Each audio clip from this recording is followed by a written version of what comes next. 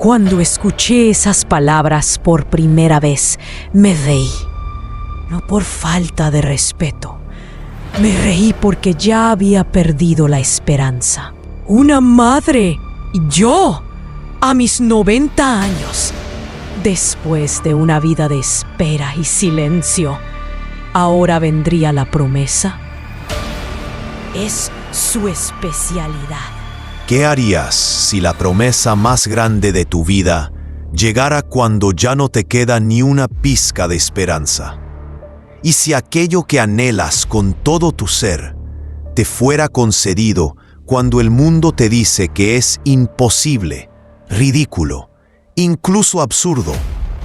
Imagina mi historia. Imagina que un día, cuando ya diste todo por perdido, Dios te promete lo impensable, que serás padre o madre de multitudes. Pero hay un pequeño detalle. Tienes 90 años y eres estéril.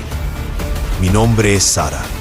Y mi risa, una risa de incredulidad, se convirtió en el eco de una promesa divina que desafió la lógica, la ciencia y el tiempo mismo. ¿Te atreverías a reírte de Dios? Porque yo lo hice. Y esa risa me convirtió en la madre de multitudes a los 90 años. Hoy presentamos Sara, la Madre de Naciones. Bienvenidos a una de las historias más enigmáticas y poderosas de la antigüedad.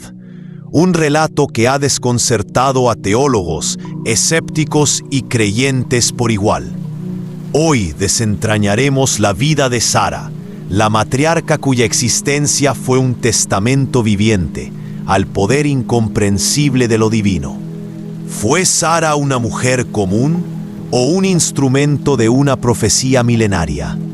Acompáñanos en este viaje a través de los misterios, las controversias y los mitos que rodean a la Madre de la Fe.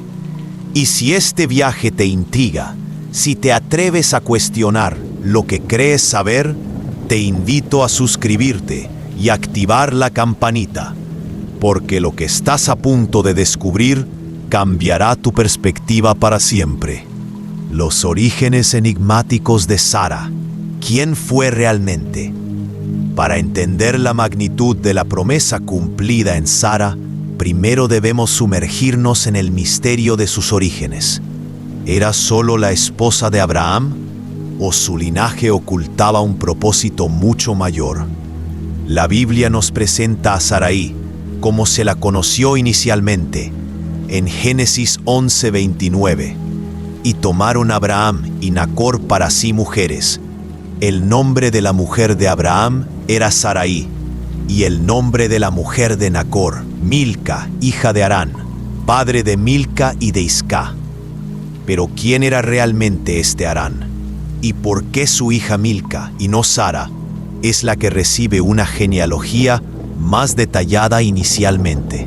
Nací en Ur de los Caldeos, una ciudad de grandeza, sí, pero también de ídolos y rituales paganos.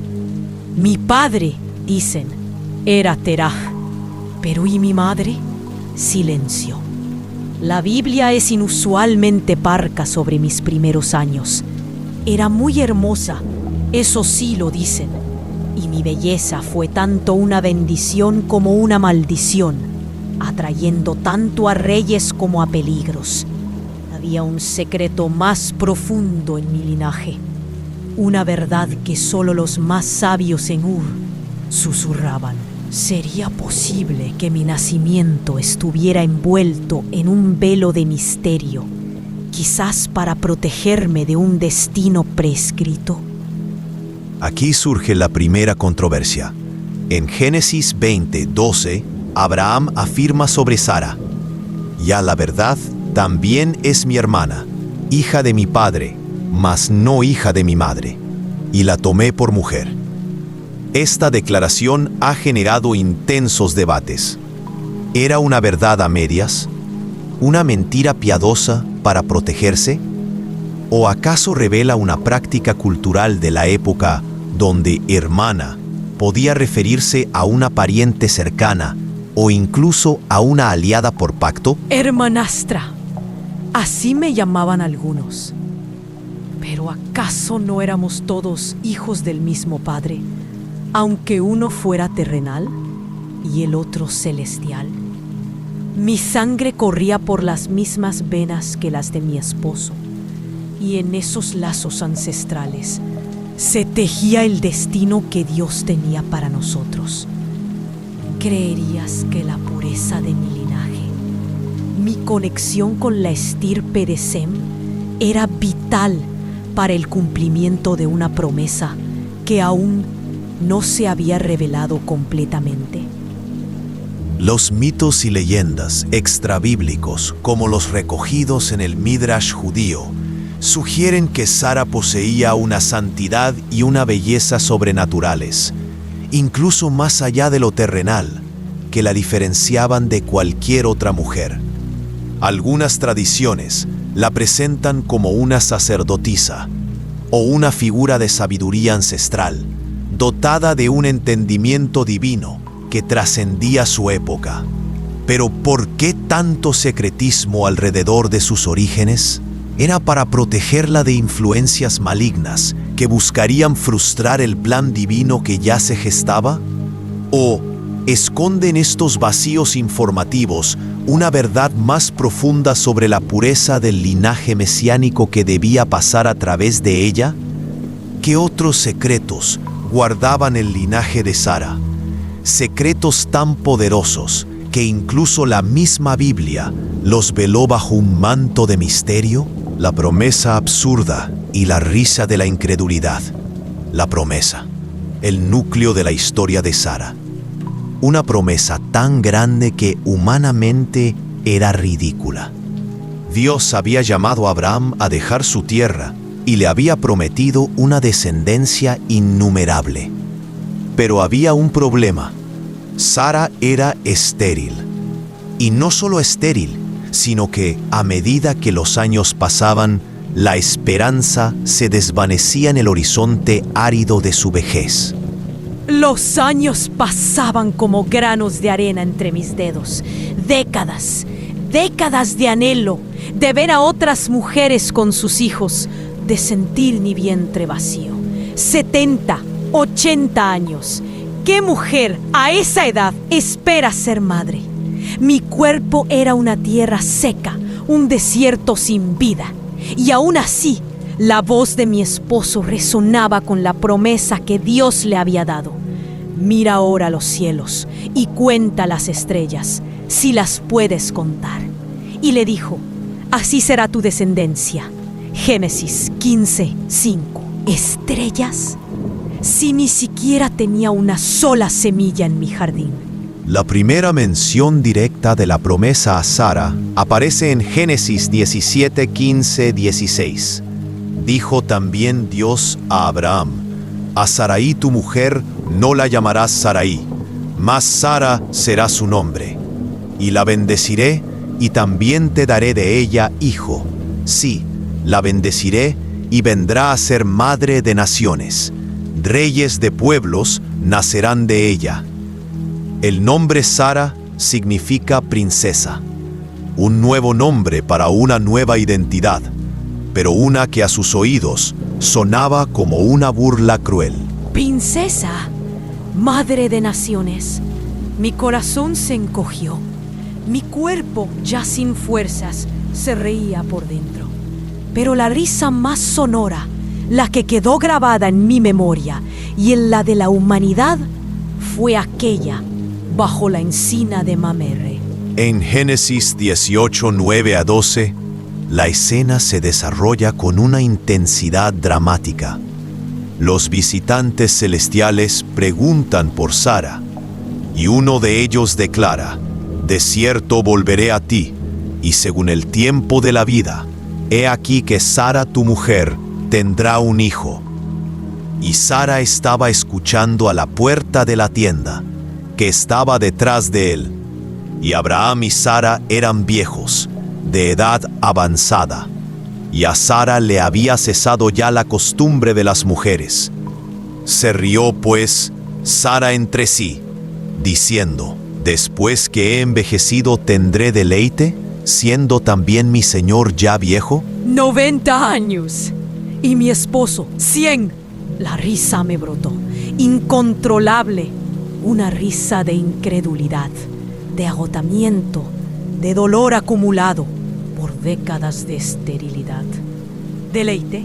¿Concebir? ¿A mi edad? ¿O es eso una disonancia cognitiva en su máxima expresión? Mi mente racional me gritaba que era imposible, pero mi corazón, ¿qué decía mi corazón? Esta risa de Sara no es solo un acto de escepticismo, sino una profunda expresión de la condición humana frente a lo imposible. Es la colisión entre la lógica terrenal y la promesa divina. El Señor, sin embargo, confronta su incredulidad. ¿Por qué se ha reído Sara diciendo: ¿será cierto que he de dar a luz, siendo ya vieja? ¿Hay para Dios alguna cosa difícil? Génesis 18, 13, 14. Este pasaje es crucial. Es un desafío directo a nuestra percepción de los límites. ¿Creemos realmente que hay algo imposible para un poder superior? Sara, en ese momento, representa a la humanidad entera, luchando entre la fe y la razón. La promesa parecía un mito, una leyenda demasiado fantástica para ser verdad. Pero ¿es que acaso las profecías no suenan a menudo como mitos antes de manifestarse? ¿Cuántas veces en nuestra propia vida hemos dudado de una promesa, una intuición o una esperanza, simplemente porque no se ajustaba a nuestra lógica preestablecida? Si la historia de Sara te está haciendo cuestionar tus propios límites, si te atreves a pensar más allá de lo que crees posible, te invito a darle me gusta a este video y a compartirlo con alguien que necesite escuchar que lo imposible a veces es solo una cuestión de perspectiva divina. Tu interacción es clave para que este mensaje llegue a más personas. Pero ¿cómo se convirtió la risa de Sara en un grito de alegría? ¿Y qué revelaciones proféticas se esconden detrás de su embarazo milagroso? El nacimiento de Isaac, un milagro con controversias y profecías. La promesa se cumplió, contra toda expectativa humana. En Génesis 21, 1-3 leemos: visitó Jehová a Sara como había dicho, e hizo Jehová con Sara como había hablado. Y concibió Sara y dio a luz un hijo a Abraham en su vejez, al tiempo que Dios le había dicho. Y llamó a Abraham el nombre de su hijo que le nació, que le dio a luz Sara, Isaac. Isaac, cuyo nombre significa risa. La risa de incredulidad de Sara se transformó en la risa de alegría de un pueblo entero. ¿Quién me hubiera dicho que daría a luz un hijo a mi vejez? Mi risa, esa risa de escepticismo se convirtió en el nombre de mi hijo. Dios me ha hecho reír. Cualquiera que lo oiga se reirá conmigo. Génesis 21:6. Mi risa se hizo eco en cada corazón que escuchó mi historia. ¿Acaso no es este el mayor de los milagros? Ver lo imposible hacerse carne, tocarlo, amamantarlo. Este nacimiento no fue solo un evento biológico, fue un punto de inflexión teológico y profético. Isaac no era simplemente un niño, era el hijo de la promesa, el heredero del pacto de Dios con Abraham. Su nacimiento, a través de padres ancianos y estériles, prefiguraba la capacidad de Dios para obrar más allá de las limitaciones humanas. Es un testimonio de que la fe, cuando se aferra a la palabra de Dios, puede mover montañas, incluso las biológicas. Sin embargo, el camino no fue sin espinas. La historia de Isaac está intrínsecamente ligada a la controversia de Ismael, el hijo de Abraham con Agar, la esclava de Sara. En Génesis 16, Sara, en su desesperación por la falta de un heredero, presiona a Abraham para que tome a Agar como concubina. Dijo entonces Sarai a Abraham: ya ves que Jehová me ha hecho estéril. Te ruego que te llegues a mi sierva, quizá tendré hijos de ella. Y atendió Abraham al ruego de Sarai. Génesis 16, 2. Este acto, nacido de la impaciencia y la falta de fe en el tiempo de Dios, trajo consigo una profunda disonancia cognitiva. ¿Cómo podía la mujer, que luego sería la madre de la promesa, actuar con tanta falta de fe? La desesperación es una tentadora maestra. Vi pasar los años y la promesa de Dios se sentía tan lejana, tan inalcanzable. Mi mente racional me decía: haz algo, Sara. Ayuda a Dios. No puede ser que un pacto tan grande dependa solo de un milagro que no llega. Y así, por mi impaciencia, nació Ismael. Ah, la amargura de la carne cuando intenta suplantar el espíritu.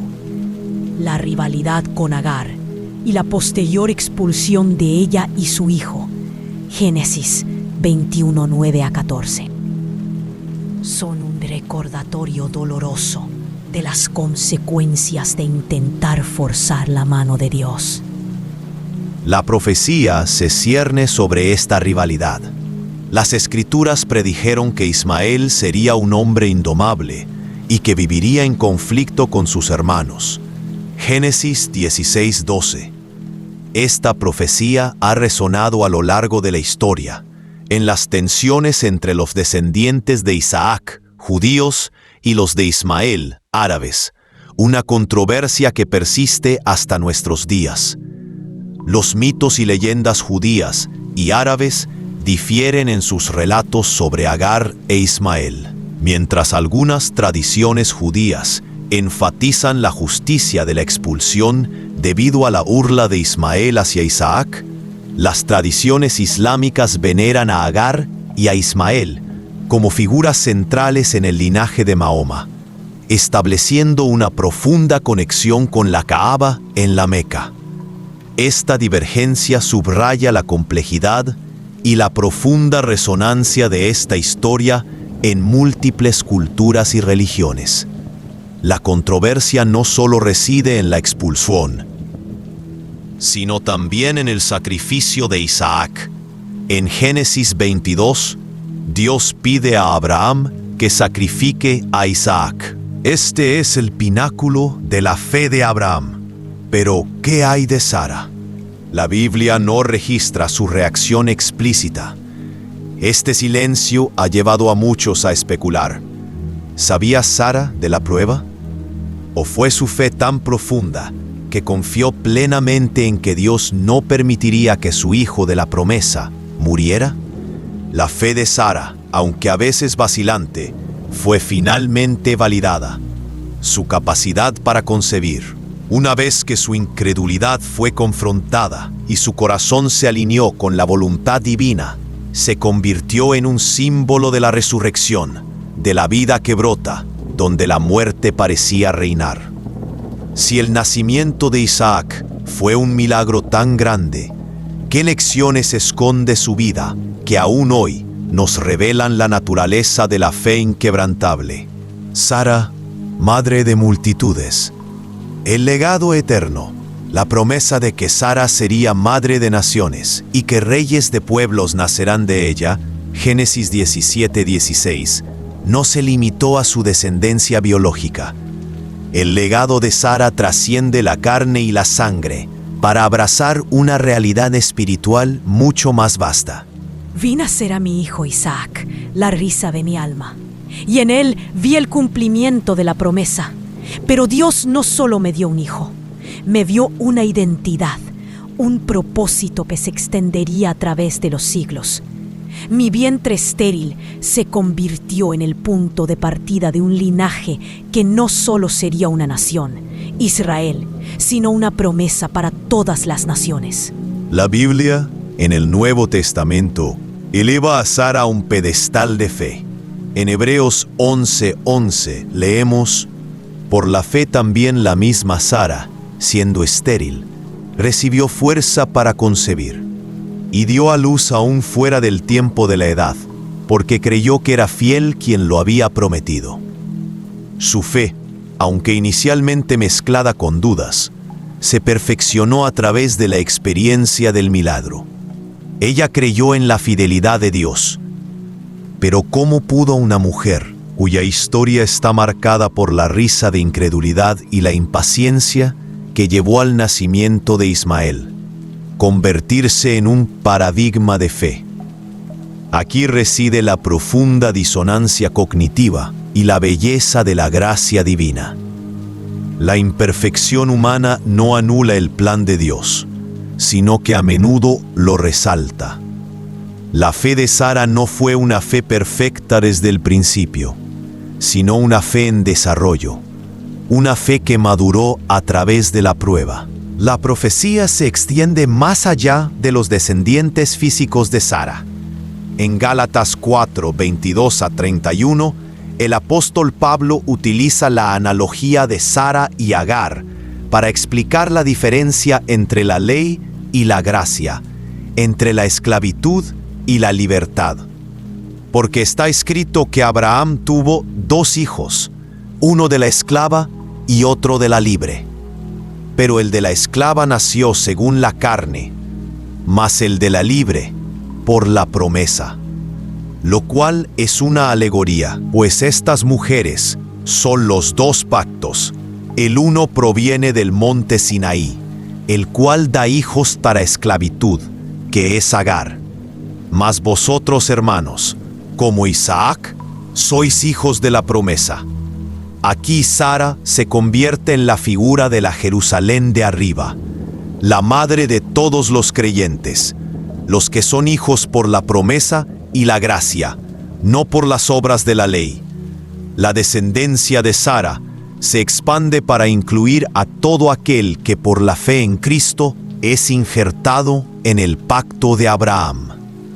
Esta es la esencia de ser madre de multitudes, no solo de una nación, sino de un pueblo espiritual disperso por toda la tierra. Los mitos y leyendas continúan su eco. Algunas tradiciones cristianas la consideran la primera profetisa, la primera en percibir la magnitud del plan de Dios para la humanidad a través de su descendencia. Su tumba, en la cueva de Macpela en Hebrón, es venerada por judíos, cristianos y musulmanes por igual, un testamento a su impacto transcultural y transreligioso.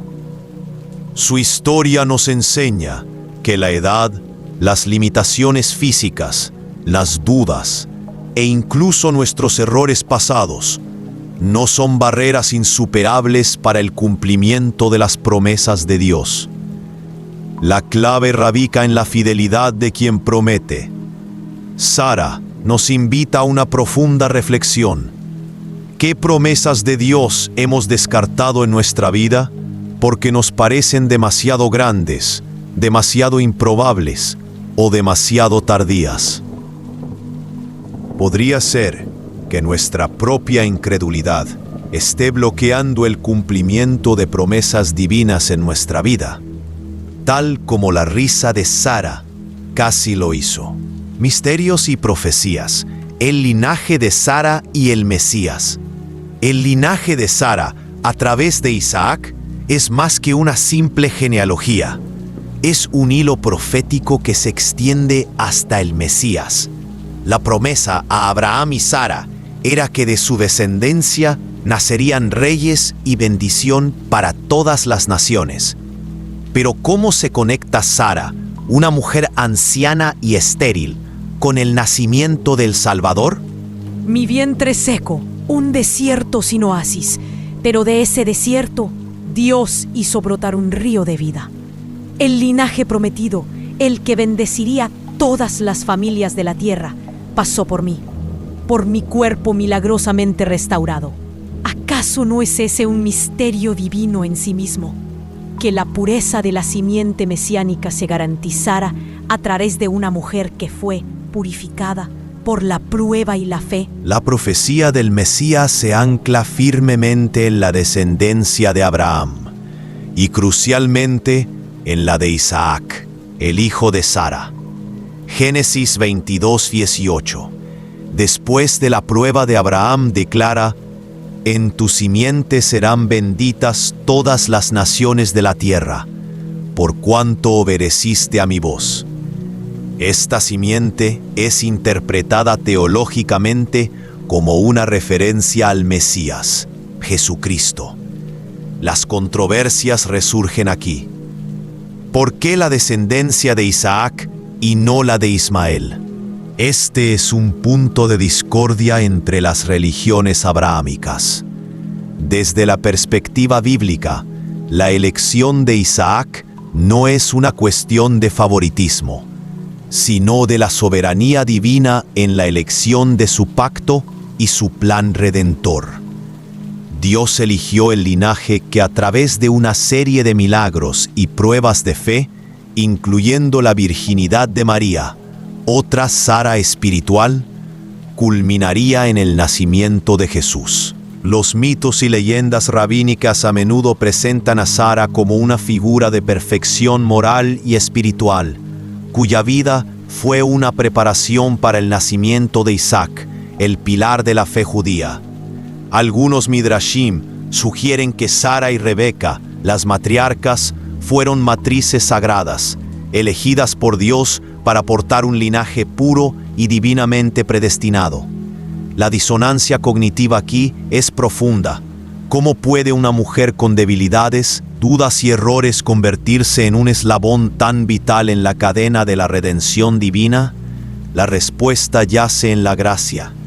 La historia de Sara no es la de una perfección impecable, sino la de una humanidad redimida, de un Dios que usa lo imperfecto para manifestar su poder perfecto.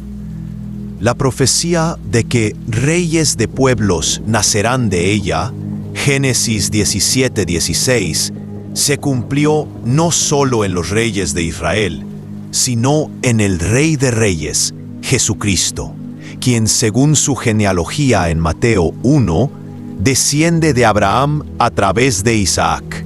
Así, Sara no es solo la madre de Isaac, sino, en un sentido espiritual y profético, la abuela de la promesa mesiánica. Su historia nos susurra que el camino hacia el cumplimiento de las grandes promesas divinas no siempre es lineal o fácil. Está lleno de pruebas, de dudas, de errores, pero también de una fe que a pesar de todo se aferra a la palabra de Dios. Si la historia de Sara es un reflejo de nuestra propia lucha entre la fe y la incredulidad, ¿cómo podemos aplicar sus lecciones a nuestros propios desafíos hoy? ¿Y qué secreto final nos revela su partida? El legado final de Sara. Más allá de la muerte, la vida de Sara culminó a los 127 años, Génesis 23:1. Fue un tiempo de vida pleno, marcado por el milagro y la promesa cumplida. Su muerte y entierro en la cueva de Macpela, que Abraham compró a Efrón el Eteo, es un acto significativo que cierra un capítulo y abre otro. Descansé mi cuerpo cansado, pero mi espíritu sabía que mi historia no terminaba ahí. Mi risa se había convertido en el eco de la promesa cumplida, y mi nombre, Sara, la princesa, se había ganado su significado a través de la fe en un Dios que hace lo imposible. Mi legado es para aquellos que dudan, para aquellos que han perdido la esperanza, para aquellos que creen que su tiempo ya pasó. La compra de la cueva de Macpela, Génesis 23, por parte de Abraham, es un acto profético en sí mismo. Fue la primera porción de tierra en Canaán que Abraham poseyó legalmente, un anticipo de la promesa de que toda la tierra sería para su descendencia. La sepultura de Sara allí no es solo un acto de luto, sino un anclaje físico de la promesa divina en la tierra prometida. Aquí surge una leyenda y un mito persistente. Se dice que la cueva de Macpela es la entrada al jardín del Edén, o que allí reposan Adán y Eva, los patriarcas, y que un día todos ellos resucitarán en ese lugar. Esta leyenda refuerza el carácter sagrado y profético del lugar de descanso de Sara, conectándola con el origen de la humanidad y con la esperanza de la resurrección. La vida de Sara nos deja una profunda lección sobre la naturaleza de la fe. No es una ausencia de duda, sino una victoria sobre ella. No es creer en lo posible, sino en lo imposible para el hombre, pero posible para Dios. La disonancia cognitiva entre su risa de incredulidad y el nombre de su hijo, Isaac, nos recuerda que Dios puede transformar nuestra mayor debilidad en nuestra mayor fortaleza, nuestra duda en la manifestación de su poder. ¿Qué significa ser madre de multitudes hoy? Significa que no importa tu edad, tu condición o tus limitaciones, si te aferras a las promesas de Dios, puedes ser un canal de bendición para muchos. Significa que tu historia, con sus desafíos y sus victorias, puede inspirar a otros a creer en lo imposible. Las profecías bíblicas nos dicen que, en los últimos tiempos, el pueblo de Dios se expandirá como las estrellas del cielo. ¿No es esto el eco de la promesa a Sara, que su descendencia sería innumerable? Cada creyente hoy es, en un sentido espiritual, un hijo de Sara, un heredero de la promesa. Si la historia de Sara demuestra que la fe puede obrar milagros incluso en las circunstancias más inverosímiles, ¿qué milagros estás esperando que Dios obre en tu vida? ¿Y qué te impide creer que son posibles? Hemos viajado a través de la vida de Sara, una mujer de carne y hueso, con sus dudas y sus victorias. Desde los misterios de su origen, pasando por la controversia de su risa incrédula y el nacimiento milagroso de Isaac, hasta su legado como madre de naciones y su conexión con el linaje mesiánico. Fui una mujer con anhelos, con miedos, con esperanzas. Pero fui también el lienzo sobre el cual Dios pintó su promesa más audaz. Mi historia no es solo mía, es tuya. Es la historia de cómo la fe, incluso cuando es del tamaño de un grano de mostaza, puede mover la montaña más grande, la de lo imposible. La historia de Sara es un eco poderoso de la advertencia y la promesa. El problema es que, al igual que Sara al principio, tendemos a limitar a Dios con nuestras propias limitaciones y nuestra lógica. Nos reímos de lo que no entendemos, de lo que nos parece inverosímil. Cerramos las puertas a los milagros porque no caben en nuestro marco mental. Y la disonancia cognitiva nos paraliza. ¿Cuántas promesas divinas hemos dejado sin cumplir en nuestras vidas por nuestra falta de fe? La solución es sencilla, pero profunda. Es la misma solución que transformó la risa de Sara en alegría. Es la solución de Hebreos 11:11. Creer que es fiel quien lo ha prometido. Es cambiar nuestra risa de incredulidad por una risa de expectativa, de gozo ante lo que Dios es capaz de hacer. Es confiar no en nuestras circunstancias, sino en el carácter de Dios. Él es el que hace lo imposible posible.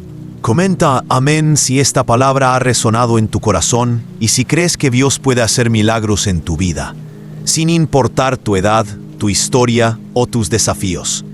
Si conoces a alguien que necesita escuchar esta poderosa historia, que está luchando con la incredulidad o que ha perdido la esperanza, por favor, comparte este video con ellos. Tu acción puede ser la chispa que encienda su fe. Y si aún no lo has hecho, te invito a suscribirte a este canal para más historias que desafiarán tu mente y nutrirán tu espíritu. Activa la campanita para que no te pierdas ninguno de nuestros próximos videos. donde seguiremos desentrañando misterios y revelando verdades que transforman vidas. Que la historia de Sara te inspire a vivir una vida sin límites, a creer en el Dios de lo imposible y a reírte no de la promesa, sino con la promesa cumplida. Recuerda siempre, para Dios nada es imposible. Él es el mismo ayer, hoy y por los siglos. Bendiciones.